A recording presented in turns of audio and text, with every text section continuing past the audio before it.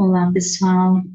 Então, a professora vai gravar uma aula para vocês sobre a fisiologia do sistema digestório, mas nessa primeira aula nós vamos primeiro fazer um histórico sobre as descobertas, né, as primeiras descobertas em relação a enzimas, as vitaminas, os primeiros estudos que levaram, então, aos entendimentos e a compreensão de como que acontece a digestão, quais estruturas estão presentes no suco gástrico, no estômago, no pâncreas, enfim, na saliva, como que se deram, então, esses primeiros estudos.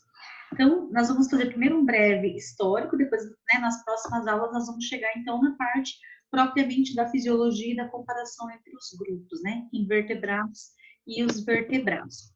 Bom, até o final do século XVIII, essa questão da fisiologia do sistema digestório ainda permaneceu bastante misteriosa, ou seja, não se tinha muita ideia de como que aconteciam a quebra dos alimentos, ou o que acontecia com os alimentos depois que eles eram ingeridos, né? Qual era o processo, então, pelo qual ele passava?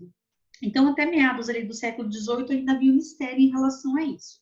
Em 1780, Lázaro Spallanzani, ele começou a estudar, começou a investigar alguns eventos químicos que aconteciam no intestino, né? Ele começou a estudar, teve curiosidade para saber o que acontecia com o alimento quando ele chegava até o intestino. Então, ele descobriu que existia alguma coisa no estômago que fazia com que o alimento, ele mudasse a sua textura, ele amolecesse, ou seja, ele se transformasse de um alimento sólido, então ele passava a ter outra textura. Então, ele percebeu que havia uma alteração nessa consistência dos alimentos.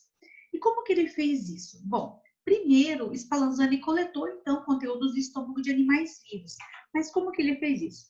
Então, ele pegou uma esponja, ele forçou alguns animais a comerem, então ele pegou uma esponja, amarrou num ferro e enfiou a goela abaixo dos animais, né? E fez com que o animal engolisse, se alimentasse, né? Esses animais se alimentassem e do conteúdo que estava na esponja e de forma que ele conseguisse puxar de volta aquela esponja lá, né, de dentro do estômago do animal. Olha que loucura, né? A forma que ele utilizou, porque ele fez isso com animais vivos, né? Se a gente considerar, ele fez isso com animais vivos. Então, ele fez um experimento muito louco, se a gente for pensar. Então, ele forçou esses animais a comer esses alimentos presos, né, por essas esponjas, e eles estavam amarrados, esses alimentos, num tubo de metal. Quando ele recuperava esses alimentos, óbvio que vinha bastante quantidade de suco gástrico ali naquela esponja. Então, o que ele fazia? Como a gente sabe que a esponja ela absorve, né? Absorve água, enfim, e o suco gástrico é líquido também. Então, vinha bastante quantidade de suco gástrico na esponja. Quando ele resolveu misturar esse suco gástrico com alguns tipos de alimentos, por exemplo, misturar com leite, ele percebeu que o leite falhava. Quando ele misturou com a carne, né, colocou num pedaço de carne, ele percebeu que a carne amolecia, começava a se degradar. Então, ele percebeu que alguma coisa estava acontecendo ali, tinha alguma substância pertencente ali ao estômago que fazia com que esses alimentos mudassem a sua textura, tá? Lá no início do século XIX, então, outros pesquisadores continuaram esses estudos, né? Alguns pesquisadores europeus, então, resolveram expandir esses estudos de Spallanzani para ver, então, como que acontecia essas mudanças ali dentro do estômago, né? Como que os alimentos se comportavam. Então, um cirurgião americano chamado William Belmonte, ele iniciou seus estudos com um paciente. Ele fez primeiro uma cirurgia, né, em um paciente com intestino curto. Ele acabou até mesmo salvando a vida desse paciente dele. Então, ele realizou essa cirurgia, salvou a vida do paciente, só que quando ele fez a cirurgia, ficou uma fístula. Não sei se alguém já viu uma pessoa que fica com uma fístula após uma cirurgia.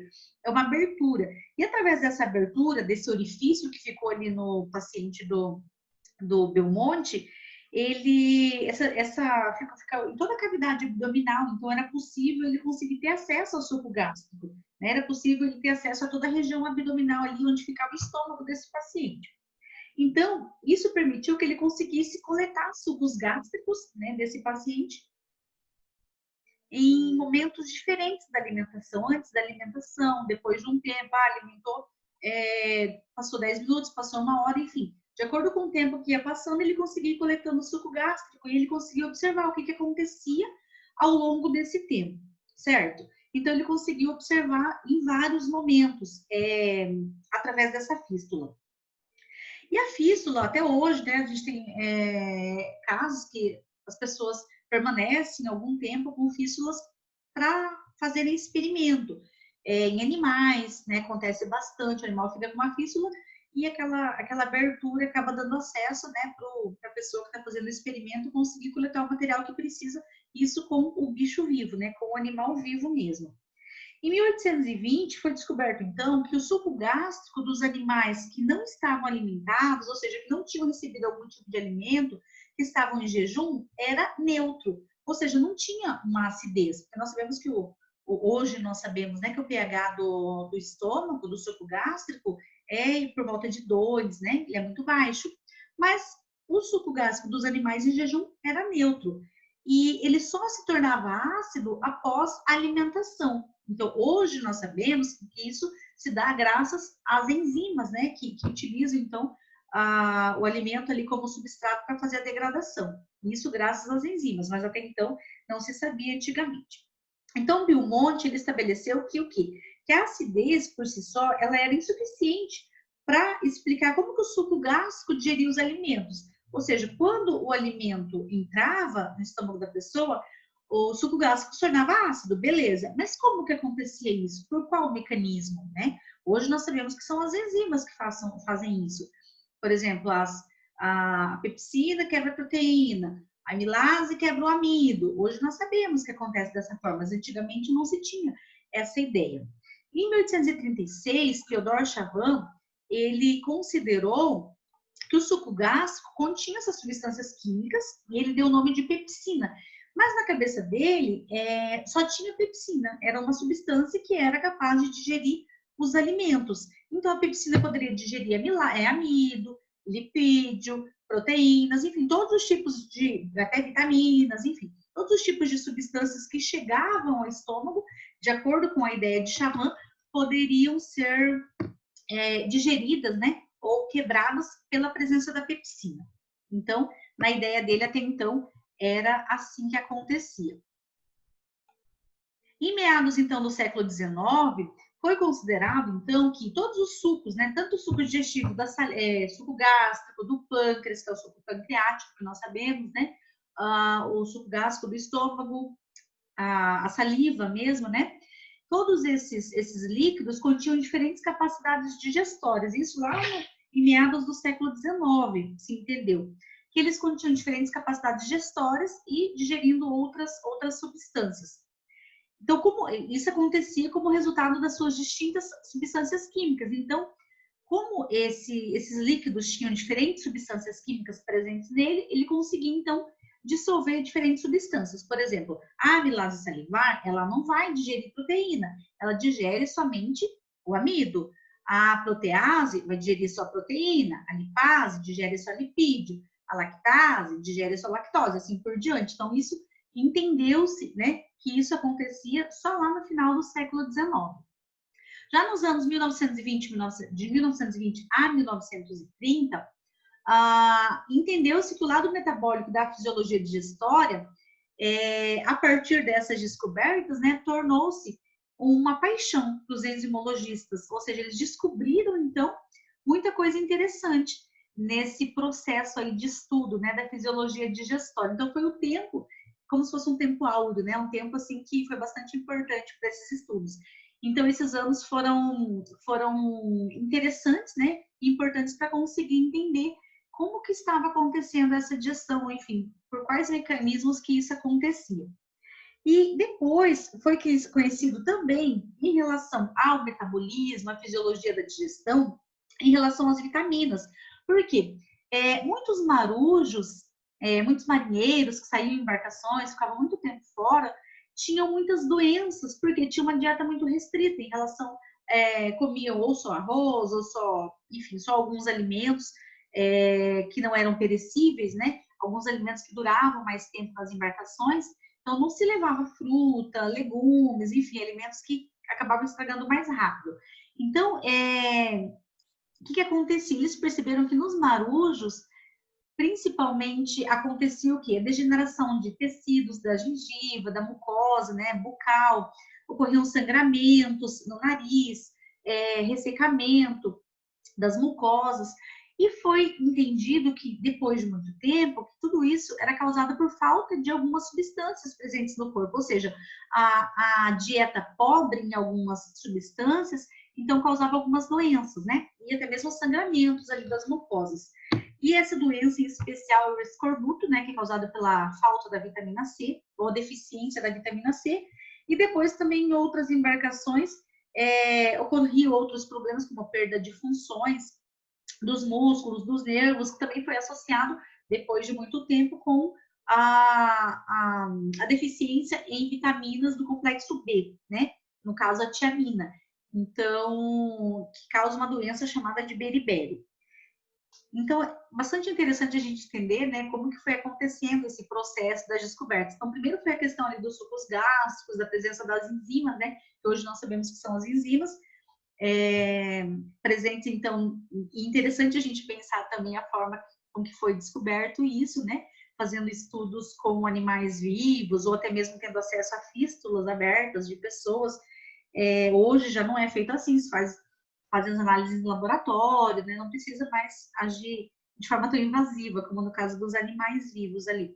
Então, depois a gente tem, então, os caçadores de vitaminas, né? Que foram aqueles que começaram, os estudiosos que começaram, então, a trabalhar com mais ainda com essa questão de fisiologia, de metabolismo, para poder entender, então, por que essas doenças aconteciam. Então, chegaram à conclusão ali que era um caso de escorbuto e de deficiência da vitamina do complexo B, né, da tiamina.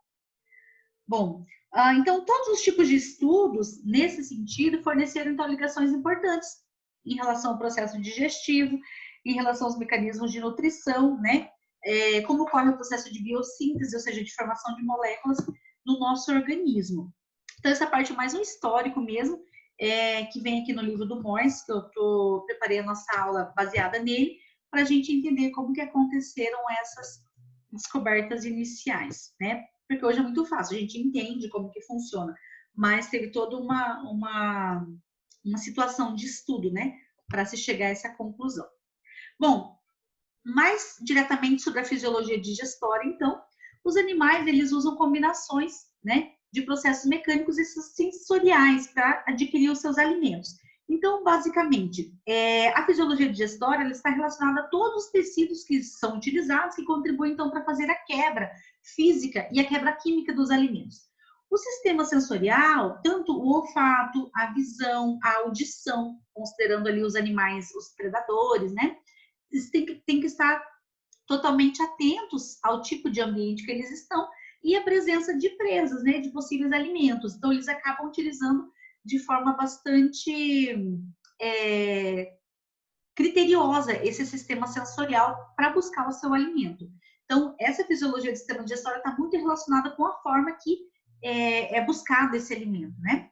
Depois utilizam as estruturas físicas, que são os dentes, a língua, enfim, para macerar, para triturar o alimento, para empurrar, né? Para ocorrer o processo de deglutição. E depois ainda a gente tem as estruturas químicas que nós falamos, né? Ali da descoberta, que são as enzimas, que vão atuar diretamente sobre o alimento a ser degradado. Por quê? Na nossa digestão, dos animais, na nossa alimentação, nós ingerimos moléculas grandes. Então, se você combinar um pedaço de pão, é uma macromolécula, o pão é constituído por macromoléculas, né? Grandes moléculas ali de carboidratos, que elas não conseguem entrar diretamente dentro das nossas células, né? Não tem como a célula absorver, passar lá pela membrana plasmática, todo aquele processo ativo, transporte ativo, passivo, mesmo assim, mesmo no transporte passivo, as moléculas muito grandes não entram na membrana, não conseguem fazer esse processo. Então, essas macromoléculas precisam ser quebradas em partes muito menores, né? Para as nossas células conseguirem, então, metabolizar, ou seja, elas precisam estar em forma absorvível para as nossas células conseguirem utilizar e metabolizar e fazer a biossíntese de outras moléculas essenciais também. Bom, então aqui a gente tem um exemplo da girafa, né? Então a girafa está se alimentando, então basicamente, o que ela está usando aqui? Então ela está usando o olfato, falando da questão sensorial, né? A narina dela tem receptores olfativos que fazem com que ela sinta o odor, sinta o cheiro, para saber se é bom, se é ruim o alimento, né? Sinta o odor. Os dentes, mastigação, trituração, né? Considerando que é um animal herbívoro, então tem uma dentição especializada. A língua para poder empurrar o alimento, para ajudar na deglutição, né? Para chegar até o esôfago, depois para o estômago e para o intestino. Nós chamamos essa parte de trato gastrointestinal, né? Constituído pelo esôfago, estômago e intestino.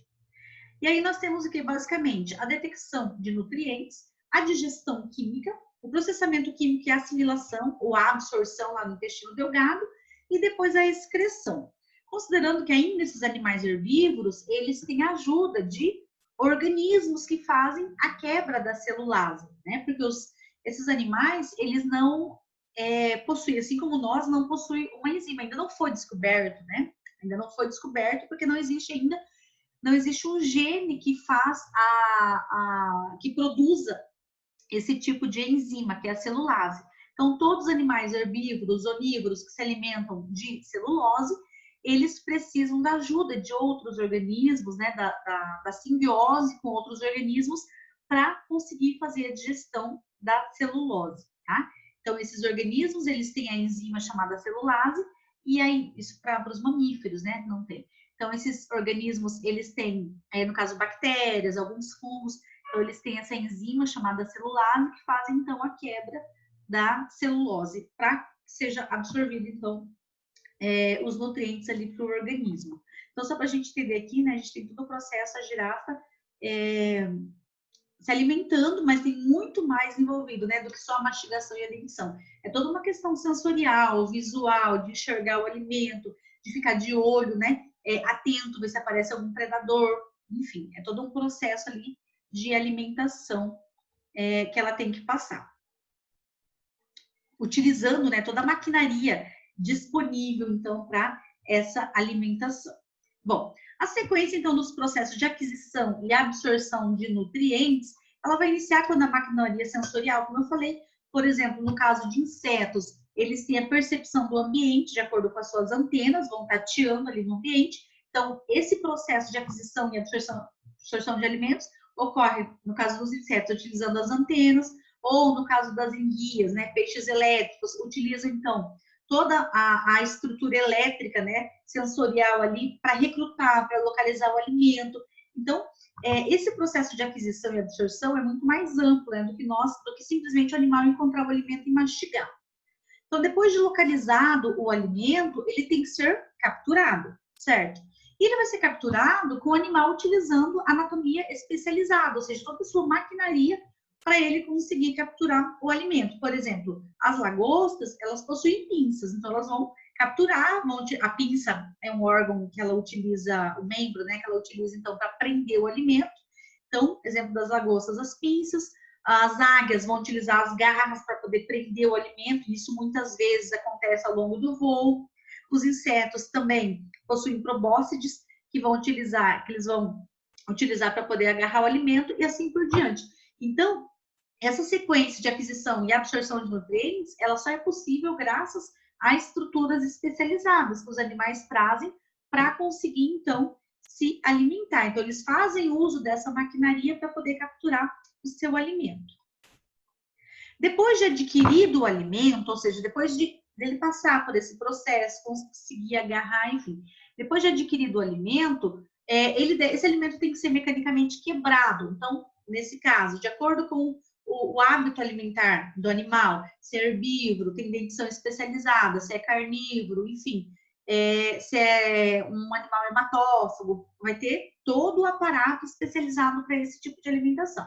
Então, por exemplo, o dente dos mamíferos, a língua dos gastrópodes, que nós sabemos que é uma rádula, né? É uma língua raspadora toda denteada, que ele utiliza, então, para raspar o alimento.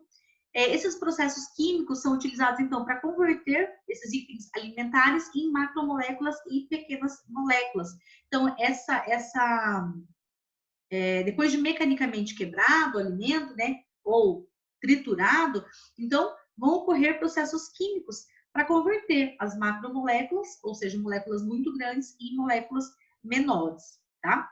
Então, o que tem nessa parte dos processos químicos? A gente tem basicamente a saliva.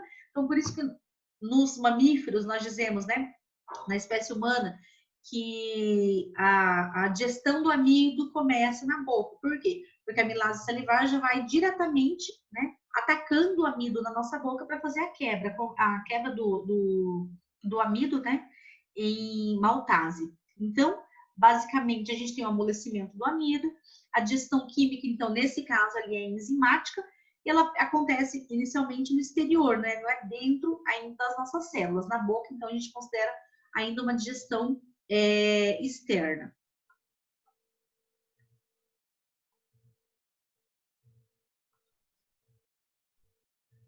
Bom, pessoal, então, na próxima aula, a professora continua falando então da natureza química, né, e aquisição de nutrientes.